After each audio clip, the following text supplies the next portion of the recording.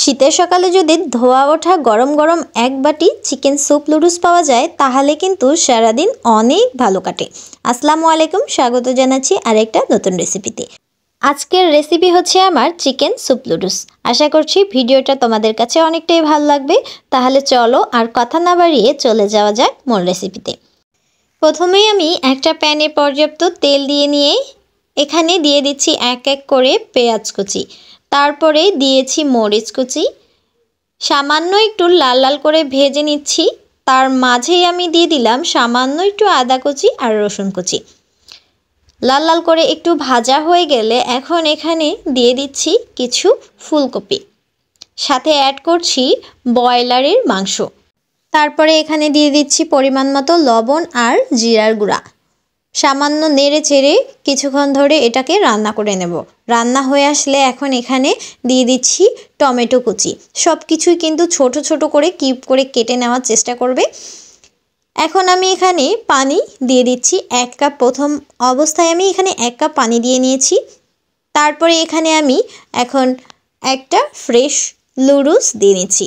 তোমরা যে কোনো নুডলস দিয়ে এটা তৈরি করে নিতে পারো, তবে হাতের সাহায্যে আমি এখানে এটাকে ক্রাশ করে নিচ্ছি। এখন নুডলসটি আমি এখানে দিয়ে দিলাম। নাড়াচাড়া করে এখন আমি নুডলসের মশলাটাও এখানে দিয়ে দিচ্ছি। তারপরে দিয়ে দেব আর 1 কাপ পানি। পানি দেওয়া হয়ে গেলে এখন ঢাকনা দিয়ে ঢেকে এটাকে রান্না করে নেব 5 থেকে 10 মিনিট।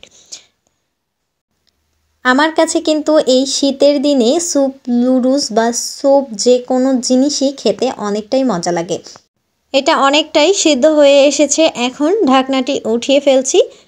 এখন এখানে দিয়ে দিচ্ছি কিছু ধনিয়া পাতা। ধনিয়া পাতাটা দিলে কিন্তু এর ফ্লেভারটা আরও অনেকটাই সুন্দর আসে। নেড়ে দিচ্ছি নেড়ে চেড়ে।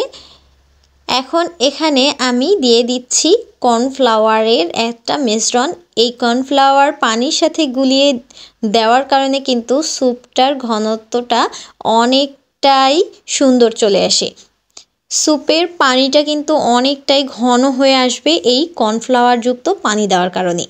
এবং শেষ ফিনিশিংয়ে আমি একটু টমেটো সস দিয়ে নিচ্ছি। এখন নেড়ে চেড়ে আমি এটাকে নামিয়ে ফেলবো।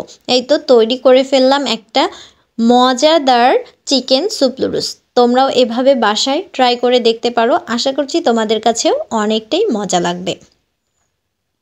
এখন এইটাকে একটা বাটিতে পরিবেশন করে নিচ্ছি। এই রকম ধোয়া ওঠা গরম গরম চিকেন স্যুপ নুডলস কার না খেতে ভালো লাগে, কার কার খেতে ভালো লাগে আমাকে কমেন্টে অবশ্যই জানাতে ভুলবে না। তাহলে আজকের মতন আমি বিদায় নিয়ে নিচ্ছি। সবাই সুস্থ থাকো, ভালো থাকো, আল্লাহ হাফেজ।